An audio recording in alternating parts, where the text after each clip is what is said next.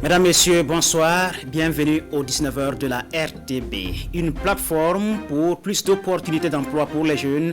C'est la trouvaille d'un consortium d'organisations qui veut coordonner leurs actions du secteur privé et public en faveur de l'emploi des jeunes. La mairie de Ouagadougou et des partenaires forment des ménages à l'entrepreneuriat.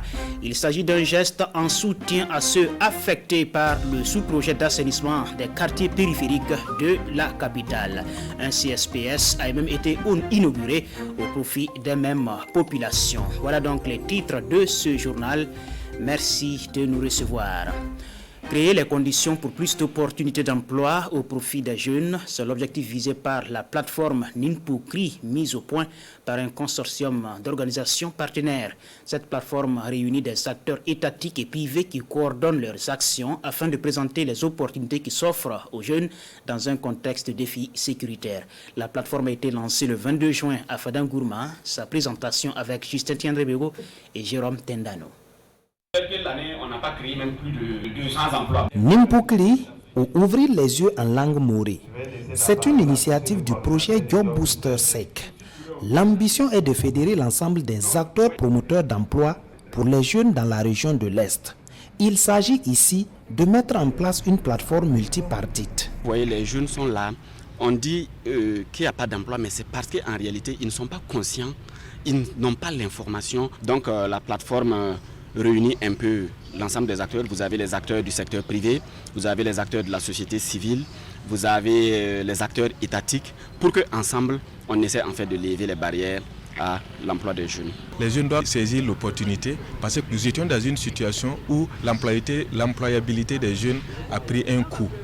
Et ce projet-là vient leur donner l'occasion de rebondir et d'être résilients. Venus de toute la région de l'Est, les participants saluent cette initiative. Ils s'engagent surtout à jouer leur partition dans le dispositif d'information pour les offres d'emploi. Nous saluons cette initiative et nous nous engageons à l'accompagner. Si les jeunes obtiennent de l'emploi, c'est tout le pays qui gagne. Le projet Job Booster SEC intervient dans les régions du Sahel, du centre-nord et de l'Est. Il vise à renforcer l'employabilité d'au moins 10 000 jeunes d'ici à 2023. On reste à Fadangourma pour parler de pastoralisme. Des personnes déplacées internes ont bénéficié d'un soutien en aliments pour bétail, dont du réseau de communication sur le pastoralisme, le RECOPA. C'est un geste qui est appuyé par la coopération française dans le cadre d'un projet qui compte renforcer les capacités d'au moins 50 000 agropasteurs en un an. Aruna Kabouré et Ibrahim Sanou. Le réseau de communication sur le pastoralisme RECOPA redonne le sourire à 400 personnes déplacées internes de la ville de Fadangourma. Le don se compose de 2 femelles et 1 mâle, de l'aliment pour bétail, du mil, du riz et un kit de première nécessité. Mon mari a fui me laisser. C'est moi qui m'occupe de mes enfants et ceux de ma co-épouse. Ils sont 11 au total. Cette dotation vient vraiment me soulager. J'ai 15 bouches à nourrir. Cette dotation est une surprise pour nous. Nous disons merci aux donateurs et nous prions surtout pour que la sécurité revienne. Ce don s'inscrit dans le cadre du projet Répondre à l'urgence et faciliter la stabilisation des territoires agro-pastoraux dans les régions du Sahel et de l'Est. Quand on vous cherche chez vous, vous avez tout abandonné et vous venez à un certain endroit, donc vous êtes obligé que vous ayez un soutien avant maintenant de se rattraper. C'est un accompagnement qui est un peu différent par rapport à ce que nous avons l'habitude de voir. Il vaut mieux apprendre quelqu'un à pêcher que de lui donner du poisson. Et c'est ce que nous avons pu observer ce matin. Ce projet dure 1 an. L'ambition à terme est de renforcer les capacités d'au moins 50 000 agropasteurs. Le bureau de Gawa de l'ONG Plan International appuie ses partenaires de lutte pour la promotion des droits de la jeune fille et de la femme dans la région du Sud-Ouest. L'ONG a donné des équipements et remis des chèques à des associations partenaires pour poursuivre leurs actions de promotion des droits et de l'autonomisation économique de la femme et de la jeune fille. Issa Kazabré et Christophe Da.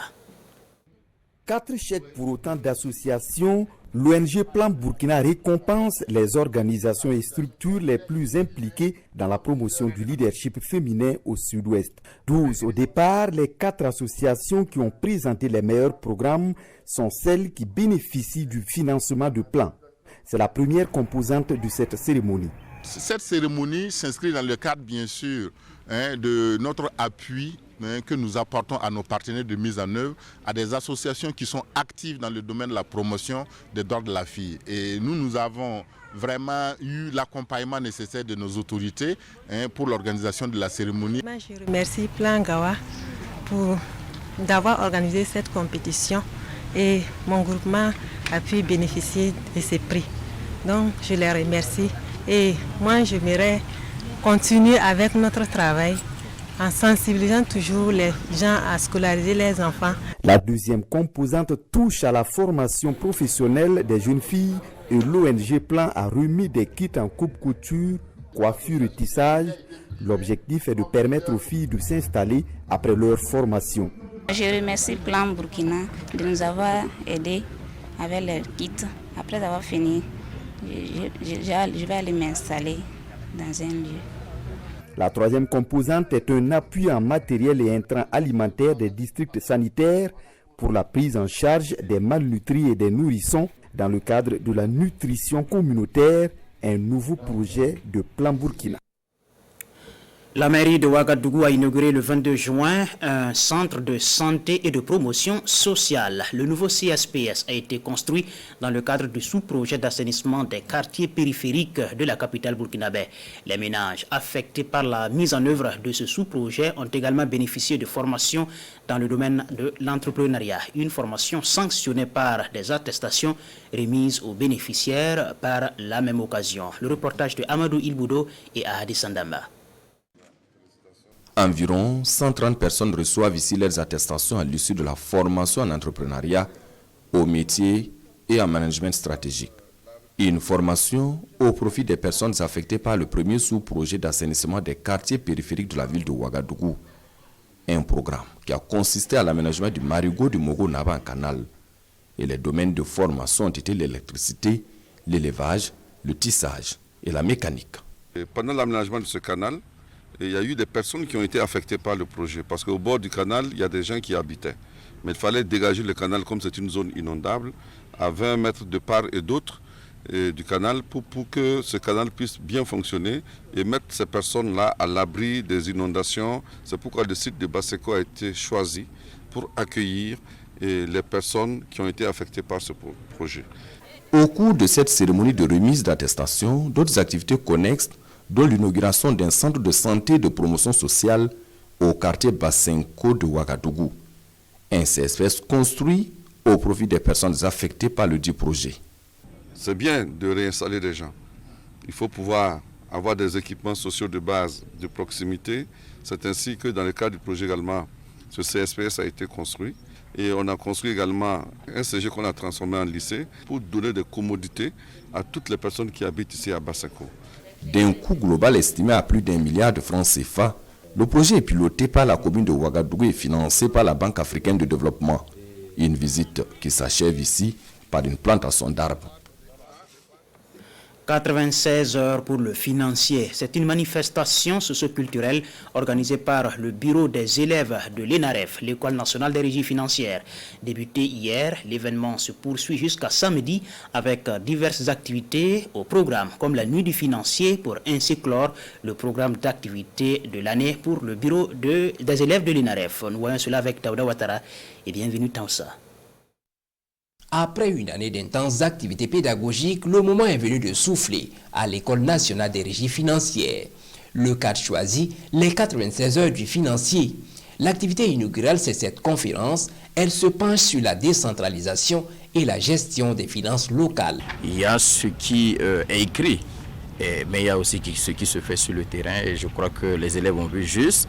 C'est pour que je partage avec eux ce que nous pratiquons sur le terrain en matière de gestion de budget qui partira de son élaboration, son exécution jusqu'à la redevabilité. Pour un pays comme le Burkina Faso, les enjeux du développement, c'est à la base. Et à la base, très souvent, que ce soit au niveau des administrations communales ou au niveau des administrations régionales, on n'a pas très souvent les ressources humaines qu'il faut, notamment des financiers. Également au programme de ces 96 heures du financier, une campagne de don de sang, une autre de dépistage gratuit de l'hépatite B et une rue marchande. Au-delà de ça aussi, c'est des moments qui nous permettent d'allier théorie et pratique. Voilà. Quand vous voyez par exemple le thème de la conférence, voilà, sur la décentralisation et la gestion des finances locales, c'est vrai qu'il y a des cours qui sont dispensés dans ce sens, mais c'est vraiment important d'allier théorie et pratique pour être mieux outillé. Cette activité n'est pas une première, elle a pour thème cette année le financier face aux nombreux défis de la gestion des finances publiques. Une autre école professionnelle, une autre grande école professionnelle qui organise ces journées, celle des diplomates. Les 72 heures de l'élève diplomate est organisée par le bureau de l'école de l'Institut des hautes études internationales. Et à l'occasion, les élèves diplomates réfléchissent à la contribution de la diplomatie burkinabé dans la mise en œuvre du programme quinquennal du président du Faso. Rasmane Zoundi et bienvenue dans ça. C'est parti pour les traditionnelles 72 heures de l'élève diplomate, une initiative des élèves de l'Institut des hautes études internationales qui convie les acteurs du monde de la diplomatie à des réflexions sur les défis de la fonction diplomate. Il s'agit d'un cadre de partage d'expériences entre confrères.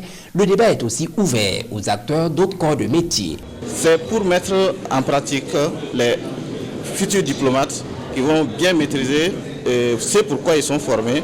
Et maintenant, pour les praticiens, ceux qui pratiquent déjà, qui ne maîtrisent pas, c'est pourquoi ils sont en train de mener leurs activités. Et c'est aussi de renforcer leurs compétences en la matière. Le thème central qui appelle à la réflexion le rôle du diplomate dans la mise en œuvre du programme présidentiel est un thème pertinent. Si les élèves ont eu cette idée de pouvoir déjà connaître de son programme au moment où ils sont à l'école, je pense que naturellement la mise en œuvre sur le terrain sera beaucoup plus aisée pour eux parce qu'ils maîtriseront les fondamentaux de cette diplomatie qui est définie par le chef de l'État. En dehors des activités intellectuelles, les 72 heures de l'élève diplomate prévoient des activités sportives, récréatives et citoyennes, à savoir un cross populaire, un bal et une séance de don de sang. Du sport à présent avec de la lutte traditionnelle. Le tournoi de la jeunesse unie de Dassa, 4e édition, a livré son palmarès le week-end passé dans cette commune de la province du Sangué. Et c'est Isaïe Badama et Karim Bazongo qui se sont le plus illustrés à l'issue des choses empoignades. Jérôme Tiendrebiogo. Plus de 100 lutteurs venus du Oué, du Kadiogo, du Sourou, du Nayala et bien sûr du Sangué. Une arène bondée et des personnalités venues d'horizons divers pour une 4e édition du tournoi de la jeunesse unie de Dassa aux allures de championnats nationaux. Après 155 combats éliminatoires, 16 lutteurs sont qualifiés pour les finales communales et nationales. Dans les duels communaux, Moussa Bakouan domine Alidou Badiel dans la catégorie des 65 kg. Chez les 76 kg, Bado Ilias de Zelassé n'a pas fait le poids devant Isaïe Badama de Djoum. Karim Bazongo se charge de rétablir l'honneur de Zelassé en battant Adama Badiel de Ladjou chez les plus de 76 kg. Dans sa dimension nationale, le 4e Tojuda met d'abord face à face à Mamadou Zan du Sourou en bleu et Gilbert Toé du Nayala vainqueur chez les 65 kg. Déjà vainqueur en finale communale, Isaïe Badama du Sangué confirme sa suprématie dans la catégorie des 76 kg en battant Koni Diallo du Nayala. Le choc Romaric Kawane du Nayala, John Folland du Kadiogo dans la catégorie des plus de 76 kg vient clore la série des compétitions nationales avec la victoire sans surprise de Romaric Kawane. Sans surprise également, Isaïe Badama signe sa 3e victoire de la soirée en dominant Fousseni Badiel en open communal. Et voici enfin la finale la plus attendue. L'intouchable Karim Bazongo du Sangué contre le roi des arènes Éloi Zerbo en open national. Averti par 2 fois, Éloi Zerbo n'a de choix que d'essayer d'envoyer son adversaire au sol. Mais Karim Bazongo avait plus d'un tour dans son sac Il parvient à déstabiliser le roi et soulève le public acquis à sa cause. La population s'est appropriée de l'activité.